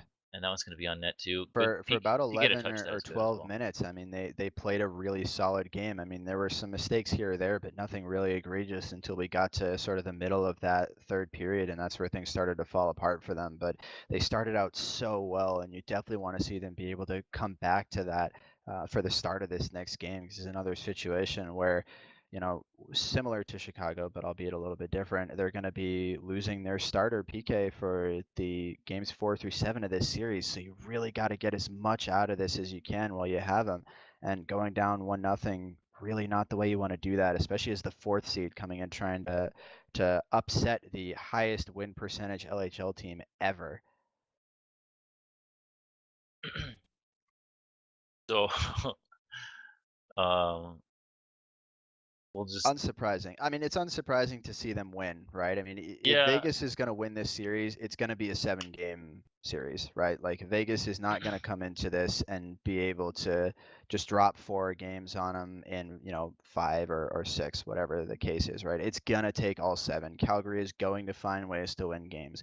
You knew this was going to happen. Vegas had to have known this was going to happen too. It's unfortunate the timing of it, but that is what it is sometimes. And coming in as the lowest seed, you got to take what you get. You got to be able to shake off the negatives and look at the positives. Look at what we just spoke about, their opening 2 periods for this game, and sort of see if they can build on that and get back to that for game 2 here. Yeah, and I think it's you should see Vegas take 5 minutes here. I It'd I be was just a smart little bit too. frustrated. It looks like South Park's gonna go skate and warm, and as well as Taze, maybe they're gonna go to a different server and just kind of reset themselves and come back. Because they were in this game a coin flip, and and it all fell apart. I think it was just a little bit too much selfishness at times. You had guys trying to collect the puck and not move it. Um, like if the puck goes in deep and you're facing your own net, don't try and turn with it with an F1 breathing down your neck. Just rim it around to your partner. And I don't think we saw that enough from Vegas, and it was kind of frustrating because like you kind of want to root for them, but um, at times they're just playing a little bit too. Do you agree? Do you see that a little bit, or Yeah, yeah. I mean, it I get a lot of it. I think I chalk up to tunnel vision, and that tunnel vision happens because they're stressed out, because of the pressure of the game, because it's the playoffs, because nobody wants to be the one to make that mistake, right? You don't want to send the pass across the ice only to find that your teammate's not there and you're sending it over to a turnover, right? And it's a breakaway going the other way. Nobody wants to be in that position. So I sort of understand the mindset that they're in, and I don't want to fault them too much for that. But it's one of those things where you have to be able to sort of settle yourself down, take a look at your mini map, read the play as it's developing around you, and not focus too much on the puck and what's going on right in front of you. right? And it wasn't a mercy by any means. No, Um, no. And again, they played really well for 2 periods. They played really well. yeah, and that goal that PK gave up, I mean, without that happening, I don't think the rest falls apart like it did. If it stays 1-0, it's just it's frustrating um, for them. For Uh, sure, yeah. but we saw it in the last series. I think they can bounce back. Um, I expect PK to have a really big bounce back game here. I mean, he's definitely an emotional player. He's somebody that rides on that confidence to a similar level of somebody like Meetzel, maybe not to the same extreme, but definitely somebody who, the better he's playing, the more in a groove he can get. And I mean, maybe that's just a attribute of goaltending in general, right? The more sort of in rhythm you can get, the better feel for it, the better you're gonna do. So I think he's the type of person who's going to take a look at that loss and put a decent amount of it on his shoulders and say, I can play better. I want to put my team in a better position to succeed. And I don't mean to say that he's the reason why they lost, but he's going to want to be the reason why they win this next game. And we'll see if they're able to do that. So we'll see. I guess Calgary, third period team. That we're gonna call them. I wish we had those numbers to look at scoring by period. That would be really cool to see if that was actually the case. I know for a lot of their games in the regular season, they'd play sort of tighter games the first two periods, and then they'd score 2 or 3 or 4 in that third period to really put it away. So looks like we've got Self-Plug complaining about some server issues too. That's definitely been a problem recently. Unsure if that's related to the number of people in the server, but we've been having some lag issues with just how the servers are behaving in general, especially during these peak performance or peak hour times where you've got a lot of people on playing at once, whether it be in the league games or in scrims running at the same time in pubs, etc. So hopefully that's not affecting them too much. Yeah, whatever. And we're getting into the second game here. I still think Vegas would have been better suited to spend a little bit more time. They have the extra 5 minutes. I mean, this game isn't scheduled to start until 8:45, I believe it is. So they had a couple extra minutes to keep it going. But if they're confident and they're ready, get Yeah, into it. it's just about give yourself a chance in this game. Don't give Calgary anything for free, um, and they should be able to win. But that one's gonna get blocked. Otto gets around Taser. He's going down the board, but he gets body a little bit. He gets around Big V too. He's still battling with it, but hangs on to it for a little bit too long. But now Tony lofts one in on net, too far for Otto to tip in. Otto Now it's showing going his around a self plug. individual talent there, Yeah. requiring 3 people to finally get the puck off him, and that's what actually opens up somebody like Tony behind him. When the puck Oh, finally makes its way off his stick, you get a guy who's wide open because Vegas committed 3 people to getting the puck off of Otto, and that's something that this team has done a great job of exploiting, especially Guy using the space that Otto creates to put himself in prime opportunities to score or at least get pucks on net. while you were talking, Calgary had an insane two on O centering pass option behind the net, and PK came around swinging with his stick, massive poke check to get it off the stick. I thought for sure we were going to see a goal, and PK read it all the way through and took care of it. Like I Excuse said, me. he's going to want to be the reason why they win this game. Yeah, he looks ready. And now you got Taze. He's going to look to cut up and maybe send this one on net. It's going to go in and Oh, receive, but Cap can't control it. He stops it he's so open, but he can't put it in. Now looked Big like it V. may have been spinning there on him a bit, which is unfortunate, but a prime opportunity for them, something they're going to need more of here. I think it would benefit Vegas a ton to be able to go up 1-0 in this game, or even 2-0, right? In an ideal Yeah. world, as Calgary really hasn't had to deal with playing from behind most of the season, so it's hard to know how they deal with that or how they'd be able to overcome that. Do they become so desperate that they're positioning poorly and allowing you to build on the lead, or do they maintain a consistent level of pressure? Big V coughed one up in the corner, but PK was able to take care of it. Now here comes Otto cutting in. He's going to look to send a backhander on net, but it just can't. So he's going to take his time, fakes the forehand, goes backhand instead. Now he cuts through two, cuts through three, but it takes 4 Vegas players to finally shut him down. So now Big Bertha's open on the point. He's going to take a shot. It looks like it's going bar down, and it Oh, does. great shot by Bertha. And again, what did I just talk about earlier, right? This team takes advantage of the openings that Otto creates for them. Otto, such an incredible individual talent on his own, requires this many people, especially on a team, right? With names like Big V and Taser, who you just associate with elite level defense. You've got 2 of them on the same team, and Otto still requires that and more. Self plug gets around one. Now he's in on one. He's taking it, but he just takes too much space. Now he takes a shot. He had so much space just to hammer one through the screen of the defender and tries to make him look silly. Instead, he could have tied the game right there Oh as he no, bops around. Now Otto 2-on-1. He's got Guy Lafleur back. Big V to beat. He just is going to take the backhand instead. Takes it. I'm not sure if that was off the far post or that saved was by off the PK. post. Yeah, it was off the post. And honestly, Vegas is really lucky there. Big mistake by Soplug again, tunnel visioning there, PK tries to do it trying again, but okay. trying to get the puck in a good position to shoot where Kiwi's not going to be able to see it, but took a little bit too long, hesitated a bit too much, and then Taser with the whiff on the boards that gives Otto that 1-on-0, and thankfully for them, Uh-oh. Otto hits the Miss post. Yeah, misplay here by Tony as he played it back through Big Bertha's legs, and then he hands it down to Cap, but too far for him, and Kiwi takes care of it. Kiwi, who still has not conceded a goal. Not that I'm going to say the S word. He This one's got the going to go. shutout in the first game. Yeah, he did. Now Taser, he's going to go same boards up to Cap. Cap trying to find the receipt, but he can't. But he finds Oh, the body, so he's what going a to stay hit. alive in the play. Now up, he's go. Oh, why? Why I think, self plug? was that, He had I the couldn't tell, forehand but I shot. could, was that Otto or Tony hitting the other one into self plug? I think one of them propelled the other one closer to self plug to be able to take that puck away. And now you got Cap who could have taken that one and taken a backhander, but Selfplug wanted it instead. So then he gives it up and lets Selfplug just play it to himself on the boards, and nothing comes of it. Just Vegas is not looking good right now. I'm sorry to say. Ooh. Yeah, Big V Vegas looking more like third period from last game than they did the first two, and just they need running to into find a way each to come out other, of this. not taking advantage of the chances that they're given. But now it's gonna be in the corner. Guy Lafleur looking to come back to play this one.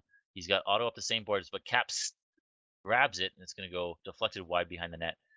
Big Bertha here sends it streaking Auto, but read easily there by Big V. But it's still in their hands as Guy Lafleur plays it, and Big V comes. Oh, sorry, that was Taze that time to block that one. So they have a strong defense, but it's just about making sure that their forwards don't give it to them early. I think Self Plug is just being a little bit too selfish in this game. Just Seems like tough he's more turnovers. concerned with finding the perfect shot than finding the right shot. And a lot of Yeah, the time, those are two very different things. And most people, it's natural, right? You want to put yourself in the position to take the best shot you can so that you feel comfortable taking the shot and that you feel like the goalie doesn't have a good chance to save it. But the reality is that you're not going to be given those perfect opportunities. You have to take what is given to you and find the right shot given that scenario. And Selfplug seems to be having a hard time doing oh, that so far. But as we say that, a great pass by Selfplug across the cap, who's able to just flip it in just up and over Kiwi's stick. Kiwi is going to be annoyed with that one. absolutely. But great play by Cap to tip that one over. Make sure that he can't miss. Now you got a 1-1 game. Self Plug's going to take this one back, rimming it around. Big V. It's a slow puck, so he's going to get stepped on, but able to get it up. Then Cap can't handle it, and so it's going to go back down. Big Bertha there. But now here comes Vegas. Cap looking to Oh, hammer a shot, but just can't get the aerial on it, and so it's going to go into the corner. That one's actually going again, to get he. given away to Taze, and this one's going to come back out in front. Oh Here it my is, goodness. and Calgary's able to recover, and now they've got a 3-on-2. Big V needs to find a way to get the angle on this forward, and he's angling him towards the slot. Here comes the backhander, and Oh, and he it hits gets the deflected post. off the post. I'm pretty sure the other Calgary forward deflected it to that post, but they're still alive here at the half boards. Hayes trying to hammer it, but it gets blocked. Here comes Guy Lafleur. He doesn't have any really pass options, so he's just going to take it behind the net, carrying it. He's drawing two players to him, and he gave it away. So here comes Vegas on the attack now. Going to go back to Big V. Neutral zone play going back and forth. That one gets given away. Like to see Taser more involved in the offense for this team. Vegas does better when Taser is able to get some goals going, something he's actually become quite good at again. something he was known for a while ago. Sort of fell off a bit, but is getting his long shot back together. Wound up leading the league in points from a defenseman this season with, I believe it was 24. So definitely something he's capable of doing, but he really hasn't had the chance to. They're not really passing back to him at the point very much, despite the fact that he's been open in some of these situations. Pass up to self plug, but he can't handle it. And now Calgary looking to attack, but Big V shuts that down. Self-plug will be the first one in on this unless Kiwi plays it. Kiwi is able to play it around good to his defenseman. Both goaltenders looking very strong in terms of puck moving ability, especially PK is loving touching the puck right now. And that one's going to get actually redirected towards the net, but will be taken care of at the half board. It's going to go in deep. And now Tony Flo will look to break this one out. Good He back pushes it too checking there far. to stop Guy there in that initial breakout. He had Otto streaking up the middle. If he was able to get that puck off, might have been a quality opportunity for Otto there down the middle. But I think self plug with a good back check to stop that. A bit of a misplay by PK, but it's going to be okay. He'll get that one in deep as we're just seeing both teams are trading dumps right now. And Tony Flo is going to go back and maybe put an end to this as he's going to rim it around. But no, he will not put an end as now as the fourth consecutive dump between our two teams here. I'm interested to see what happens here in these breakouts. Something that Vegas was not very strong in all season long was their breakout, being able to take the puck from their zone and generate offense out of it. They really thrived off of turnovers in the neutral zone to create most of their offense. So it'll be interesting to see what happens here. And Bertha As now I has say two that, goals, not who you'd expect. It was just a failed breakout from Vegas as they yep. went for they got into the neutral zone, they centered it, and then it was handed to Bertha, who came in and just hammered a shot home. Great shot from him, and now he has both goals in this 2-1 game, and Vegas finds themselves down again. And as I was just talking about, those breakouts from Vegas been a consistent problem all season long, and we're seeing it there again. They're not able to get the puck from the defensive zone through the neutral zone and into the offensive zone. Their transition game is just not strong enough, and we saw Calgary take advantage of that there, and There's they're another doing it turnover, again. and they're coming the other way. He finds the lane. He's on a breakaway. Just needs to backhand it home. He hits the post. They can't clear it. He almost hammers it. Oh no! Okay, so where are you, self plug? He's in the neutral Oh my zone. goodness. If he was back there, anyone else could have cleared that one, and it sits in the paint for 3, 4, 5 seconds, and then finally the original guy who shot it, I believe, comes back around, and now here's another shot. Oh, great PK save. finds that with his glove. I got to feel That bad for was PK there on that third goal. He was flailing around it initially, then stopped to make sure that here's he a shot. didn't. Oh, Here's a rebound, and he lifts oh his stick no. over it. And wow, Oh, this is now 4-1, and it absolutely fell apart again for Vegas going into the third period. Just failed breakouts jump starting Calgary well, and that's been the story of this one. Is the turnovers in the neutral zone, giving them perfect opportunities to get 1-on-0s, 2-on-1s, just odd man situations in favor of Calgary. And players like Guy and Otto are going to eat that up all day long. They're really not doing a good job of putting PK in a position to succeed, and they're basically asking him to stop these high quality scoring chances at the rate of, or even beyond the rate of what somebody like Kiwi is doing, which is just an unreasonable ask for a goaltender, especially at this stage of the season in the playoffs. Guy LaFleur wins another faceoff, but it is turned over and Vegas tries to find a quick shot on net, but they put it wide. Now behind the net was self plug, but he gets just clobbered, and now it's going to go the other way as I think Tony pushed that one a little bit too far, and now Taze will collect this one. He's got a beat on the F1, and he will hammer this one down to self plug, and self plug is there, but it just goes off the heel of his stick. Self plug now going around the corner, but tracking him all the way was Tony Flo as he gets a full stick and able to block that one out. Otto now on the Gotta be counter. careful He's of eyeing the this. pass, I think. He's just absolutely Crosbying it along the wall, and now he's gonna get the puck. He's actually gonna try and shoot this. He does. He Oh, scores despite being absolutely held by Taze. He just like takes a step back and finds the puck bouncing straight at his face, and that one is now 5-1. This and Calgary. as Calgary right now, you got to be thinking sweep at this point, right? I mean, you won the first game 4-0, and now here you're up 5-1, and it just feels like it's all you. It is all you. Vegas has been able to put together some good showing. They came out right at the first two periods of that first game. They come out looking decent, but ever since then, they've really just struggled so much as Calgary's gotten more and more confident in what they're able to do. And Calgary at this point looks unstoppable. And I'm not sure how the arrival of K-Bomb for games 4 through potentially 7, if necessary, great shot, great tip by Cellplug. I'm not And sure if the arrival of K-Bomb is going to be enough to stem the tide here and prevent this from just being a 4-game sweep. and there's where he talked about Taze finally gets a touch at the point and he generates a goal immediately. But I think that's the first time we've seen it really go back to him on the point. Yeah, Um, that's his but first like true offensive opportunity in either of these games, and they're really gonna need him to come alive here. They're gonna need to get him engaged more in the offense, as well as try to find ways to help PK out because they've really hung PK out to dry here constantly. And again, Tay's great stop there. yeah, um, it's just at this point, I mean, how do you score 3 goals on Oh, on Kiwi? And that doesn't help when you've got when your goaltender tipping a puck down into the slot. Just kind of, I'm pretty sure that one was going over, right? definitely, yeah. Yeah, so that one just uh, I mean, at this stage of the frustrating. game, right? Like, does it really matter? So, not gonna harp on that very much, but just in the grand scheme of things, I mean, the individual mistakes here from Vegas has just been have been far too many to count. And every time they make a mistake, Calgary is immediately there to take advantage of it. And the same just cannot be said for Vegas. I mean, Calgary does a good job of not make oh my god. Calgary does a good job of not making key mistakes that other teams can exploit, but even when they do, uh, Jeez. Vegas It's has just been unable to actually do anything with it.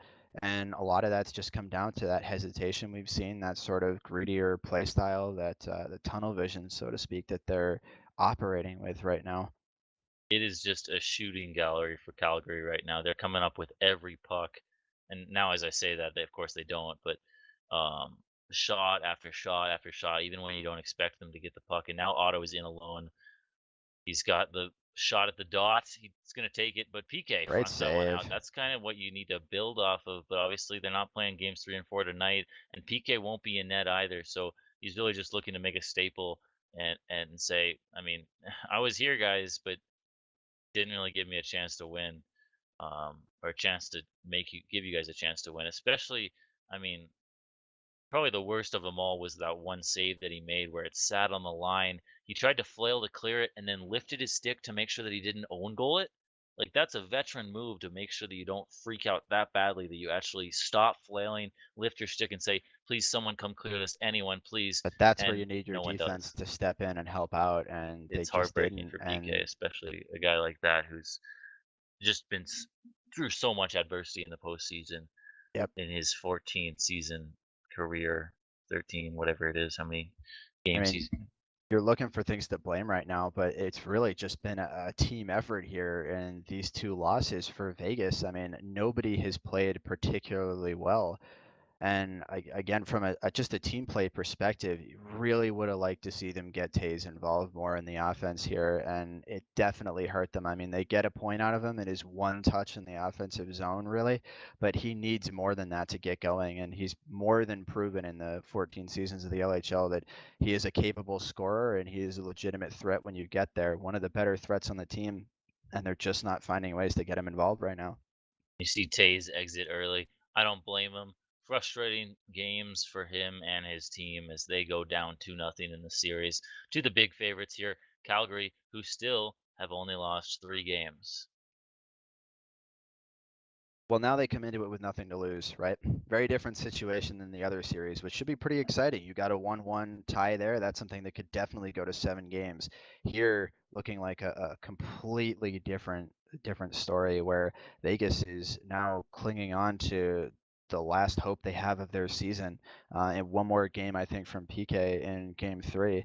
And for them, right? I mean, you're down 2-0. Your back's against the wall. You lose game 3, the series is probably over. So it'll be really exciting to see what they put together on Tuesday and if they come out strong and ready to play when that's going to be sort of their last opportunity to salvage this postseason run.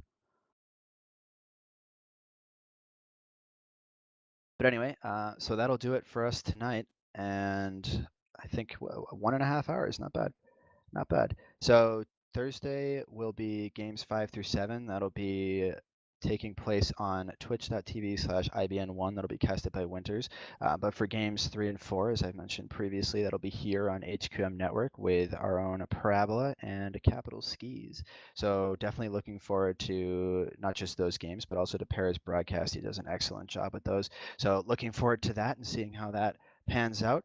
And thank you for tuning in.